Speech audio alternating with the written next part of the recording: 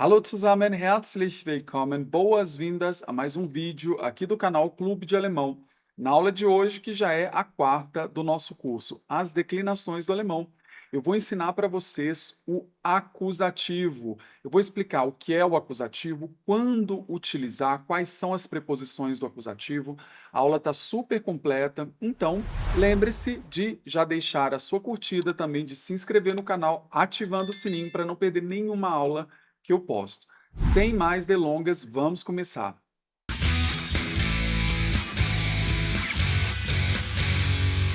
Pessoal, essa aula é essencial. Nós aprendemos até então que são as declinações, os casos gramaticais. Nós aprendemos quando utilizar o nominativo, o que é o nominativo. Nós aprendemos as declinações do nominativo, as transformações que ele sofria. E agora a gente vai aprender o acusativo. Caso você não tenha assistido às aulas anteriores do curso As Declinações do Alemão, eu coloquei aqui na descrição uma playlist com todas essas aulas e com os materiais. Lembrando que você pode baixar esse PDF gratuitamente, não precisa copiar nada não, vai lá e baixa o material, tudo bem? Vamos lá, pessoal. O que seria então o acusativo? A gente tinha aprendido que o nominativo nós usávamos para indicar o sujeito da oração. O acusativo é o caso gramatical que nós vamos utilizar para indicar aquele que sofre a ação do verbo, tá? Não é mais quem faz, mas sim quem sofre a ação direta do verbo. A isso nós damos o nome no português de objeto direto. Então a gente pode traçar um paralelo com o objeto direto do português. Seria o nosso acusativo. Veja a frase de exemplo. A mulher vê o homem. Die Frau sieht den Mann. Veja, aqui eu coloquei cores. De azul nós temos o nominativo, conforme eu já havia combinado com vocês. A partir de hoje, tudo que tiver de azulzinho vai ser nominativo e o que tiver de vermelho vai ser acusativo. Depois nós vamos colocar outras cores para os outros dois casos gramaticais. Perceba, nesta frase nós temos três elementos. Nós temos aquele que pratica a ação, aquele que sofre a ação e a ação em si. A ação é o verbo ver, né? No caso, está ali conjugado para a terceira pessoa do singular, a mulher. Nós temos a mulher, que é quem realiza a ação de ver, ela é um nominativo. Agora, den Mann, ali é o homem, ele está sendo visto, ele está sofrendo a ação de ser visto. Logo, ele é o nosso acusativo, é o objeto direto da frase, tá bom? Vamos agora para as perguntas do acusativo. Eu ensinei para vocês as perguntas do nominativo, que eram was, para coisas, e wer, para pessoas, né? Que era o que e quem. Aqui as perguntas vão ser similares, mas a gente precisa tomar muito cuidado, porque no nominativo, quando eu pergunto o que, eu estou perguntando o que está fazendo. Quando eu pergunto quem, eu estou perguntando quem está fazendo. Aqui não. Aqui eu pergunto o que é feito ou quem está sofrendo aquela ação, tá? Já vou mostrar para vocês. No alemão, a gente tem um nome diferente para esse pronome, o quem. Olha só que interessante. Se o objeto direto é uma pessoa, a pergunta no acusativo é wen, com en. O que acontece? No português, a gente tem apenas a pergunta quem. No alemão, essa pergunta ela tem três variações, tá? A primeira variação dela é o wer, para perguntar quem faz. O wen aqui pergunta quem sofre. Depois nós vamos ver o wem, que seria do dativo, tá? Então, cuidado. Sempre que eu perguntar wen, a resposta tem que estar no acusativo. Vamos ver a frase, então, die Frau sieht den Mann, né? A mulher vê o homem. Quando eu pergunto wen sieht die Frau, eu estou perguntando quem a mulher vê, tá? Agora, se eu falasse assim, se eu quisesse perguntar quem vê o homem, eu estou querendo o quê? Eu quero que você me responda quem está praticando a ação de ver o homem. Neste caso, seria um nominativo. Então a pergunta não era wen, a pergunta seria wer, como ensinei para vocês na aula retrasada. Aqui, wen, eu quero sempre saber o objeto direto. Então, wen sieht die Frau? Eu não estou perguntando quem vê a mulher, mas sim quem a mulher vê, quem ela está vendo, tá bom? Neste caso, den Mann, que é o homem, então tem que estar no acusativo. Vocês vão ver na próxima aula, tá? Que o artigo que antes era der para o masculino, no acusativo ele vira den. Então, no nominativo ele é der, no acusativo ele é den, ok? Vamos lá. Se o objeto direto for uma coisa, a pergunta também vai ser was. Essa pergunta só tem essa variação. Então, a gente tem que tomar cuidado com o verbo. A depender do verbo que estiver ali na pergunta, eu vou saber se você deve responder quem está praticando a ação ou quem está sofrendo a ação. Por exemplo, se eu falo assim, ich kaufe einen Computer, tá? Aí eu estou perguntando aqui, was kaufst du, né? Ich kaufe einen Computer, eu compro um computador. Se eu falo o que você compra, eu quero saber o que está sendo comprado, ou seja, o que está sofrendo a ação de ser comprado. Eu quero saber o objeto direto, logo eu quero saber o acusativo. Então, was kaufst du, o que você compra? A resposta vai ser einen Computer, um computador, tá? Aqui nós temos, né, o artigo indefinido. No nominativo ele é ein, no acusativo ele vira einen, tá? Então tem essa mudança, essa declinação que eu vou mostrar para vocês na aula que vem.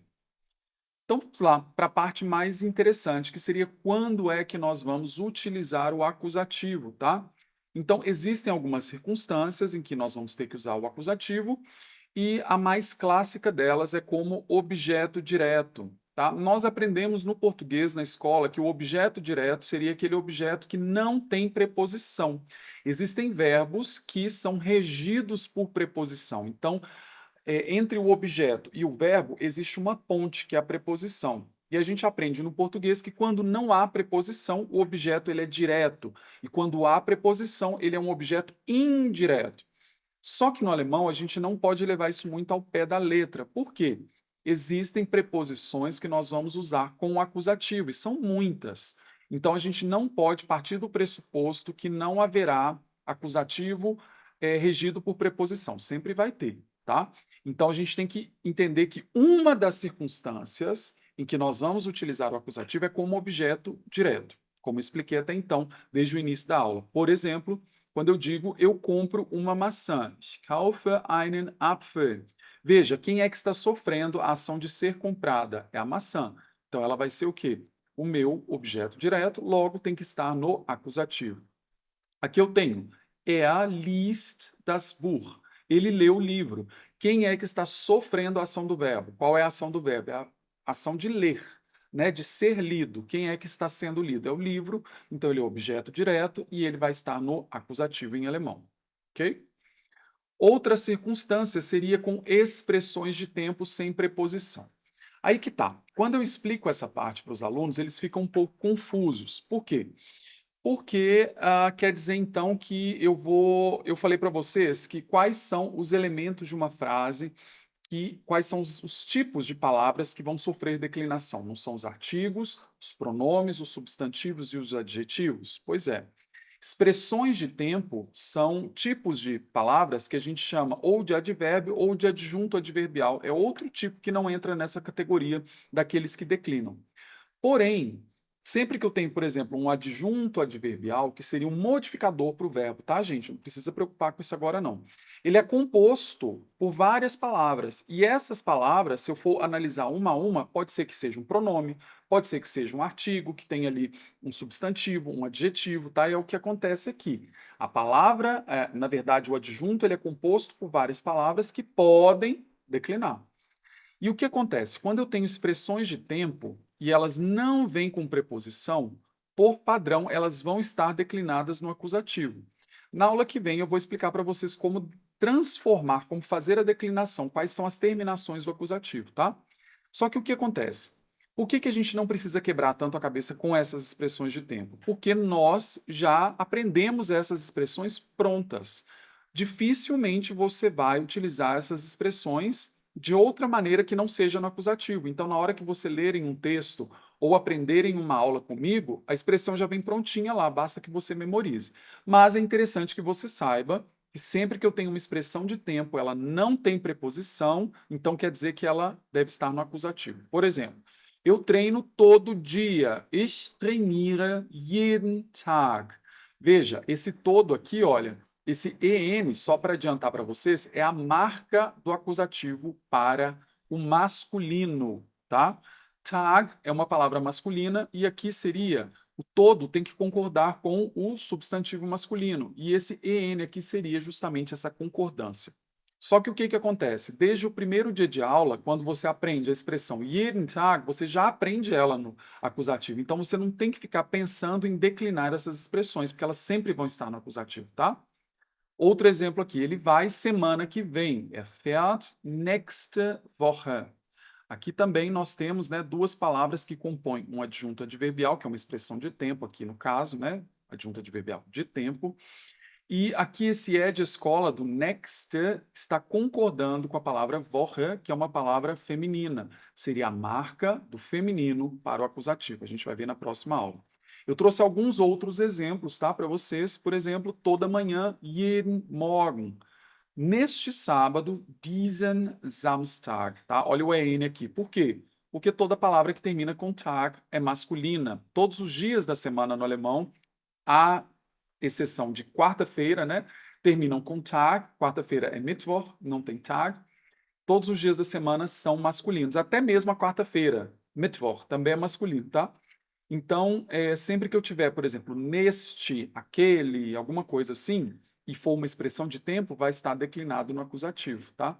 Então, olha, letztes Jahr, ano passado, jedes Wochenende, todo fim de semana, nächsten Montag, segunda que vem, tá? O que acontece? Todas essas expressões, por mais que nós já as tenhamos aprendido de forma prontinha, assim, já declinada, é bom que o aluno saiba que elas estarão sempre no acusativo, porque não tem preposição aqui, tá bom?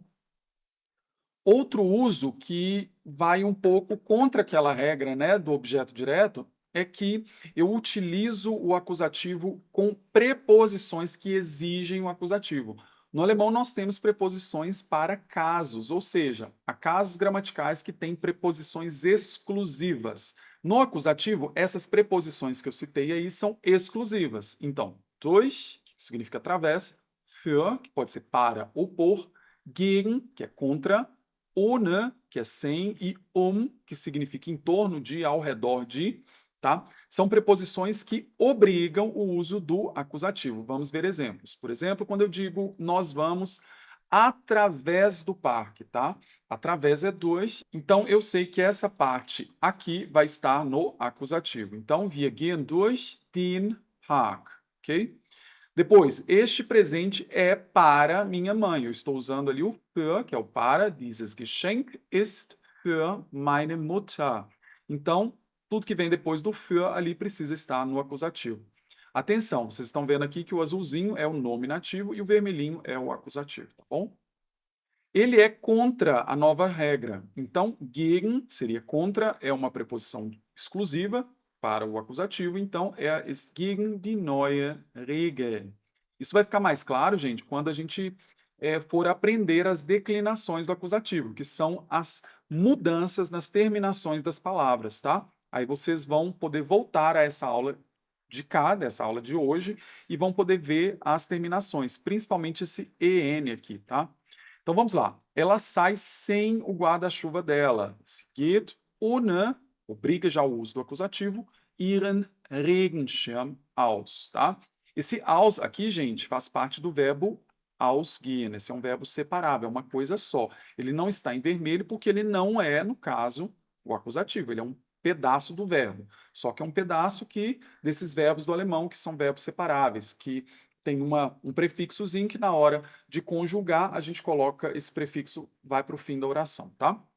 Depois, em um outro momento, em uma outra aula, eu falo mais sobre isso. Depois nós temos aqui, as crianças correm em torno da mesa, né? No caso, em torno, em alemão, é a preposição e obriga o uso do acusativo. Die Kinder rennen den Tisch, tá? Se eu estivesse lá no nominativo, seria der Tisch. Aqui virou den Tisch. Então, o der que virou den, isso que é a declinação, é essa transformação que eu vou ensinar para vocês na aula que vem, tá bom? Ok, então nós vimos as três condições em que nós temos que usar o acusativo. Tem mais uma, que seria com as chamadas Wechselpräpositionen. O que são Wechselpräpositionen? São preposições de múltiplos casos, tá? Ou de múltiplo caso. Vou colocar aqui como de múltiplo caso. Vou colocar múltiplos casos, não tem problema, tá? O que acontece? Existem algumas preposições no alemão que elas pertencem simultaneamente a dois casos, acusativo e dativo, que a gente ainda não aprendeu. Só que eu vou usar essas preposições no acusativo quando houver movimento, tá? Um deslocamento ou uma mudança de estado ou direção. Como assim? Se você vai, você está se deslocando. Se você corre, você está se deslocando. Se você prega algo na parede, você está deslocando, fazendo um deslocamento, um movimento, tá? Sempre que isso ocorrer, a gente vai usar o acusativo. Quando a gente estiver falando sobre o lugar onde determinada ação está acontecendo, tá? Eu não estou mais me referindo ao movimento, à mudança de estado, aí eu uso o dativo. Só que eu vou fazer uma aula só sobre Wechselpräpositionen, tá? Quando que nós vamos fazer isso? Eu vou ensinar para vocês na próxima aula as declinações do acusativo. Depois eu vou explicar para vocês numa aula depois o que é o dativo, quando usar. Depois eu vou explicar as declinações do dativo, aí eu vou fazer uma aula de Wechselpräpositionen, porque aí vocês já vão ter o conhecimento do acusativo e do dativo, e a gente vai poder pegar todo esse conhecimento e aplicar para as preposições de múltiplos casos, tá bom? Então vamos lá. Só uma coisa também, o que seria uma mudança de estado? Vivo, morto, tá? Isso seria uma mudança de estado. Quais são essas preposições? São elas an, auf, hinter, in, neben, über, unter, vor e zwischen. Tá? O que o an significa? Ele pode ser a, pode ser em, tá? Pode ser na direção de. Nós temos o auf. O que o auf significa? Significa em cima de, tá? Nós temos a preposição hinter, que significa atrás de. Nós temos a preposição in, que significa em ou dentro de, tá? Tem muito a ver com essa questão do dentro. Em ou dentro de. Nós temos o neben, que seria ao lado de. Nós temos o über, que seria sobre. Nós temos o unter, que seria embaixo de. Nós temos o vor, que seria em frente a ou diante de, tá? E nós temos o zwischen, que seria entre. Bom, são essas as preposições de múltiplo caso. Só para que você entenda, tá? Já vou dar aqui uma palhinha do que seria o uso com dativo e o uso com acusativo. Vamos pegar, por exemplo, a, a preposição neben, tá? Preposição neben significa ao lado de. Se eu falo assim, eu posiciono a garrafa ao lado do copo, o copo, ele tem que estar no acusativo ou no dativo. A preposição neben é uma Wechselpräposition, então ela aceita tanto acusativo quanto dativo. Aí agora eu preciso ver se houve movimento, se houve deslocamento. Quando eu posiciono a garrafa ao lado de alguma coisa, eu tirei ela de uma posição e coloquei em outra. Então houve um deslocamento, houve um movimento. Logo, quando eu falar o copo, o copo tem que estar no acusativo. Agora, se eu falo assim, a garrafa se encontra ao lado do copo. Neste caso, a garrafa está lá parada, não teve deslocamento, não teve movimento, eu não posicionei nada. Então, o copo vai estar no dativo, indicando onde a ação está acontecendo, tá? Isso a gente vai ver numa aula exclusiva. Eu até coloquei aqui, ó, haverá uma aula apenas sobre este tema. Segure aí, vai me acompanhando que essa aula vem logo, logo, tá? Aqui um exemplo. Sie legt das Buch auf den Tisch. Tá? Ela coloca o livro em cima da mesa. O que acontece, gente? Pensa bem.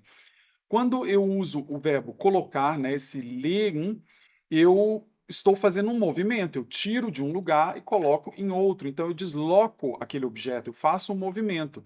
Então, o que vier depois da minha preposição precisa estar no acusativo, tá? Justamente por conta desse movimento. Não tem dificuldade nenhuma, é muito simples e acaba sendo intuitivo com o tempo, tá bom? E com isso nós terminamos mais uma aula. Eu espero muitíssimo que você tenha gostado. Se você gostou, deixa saber aqui nos comentários.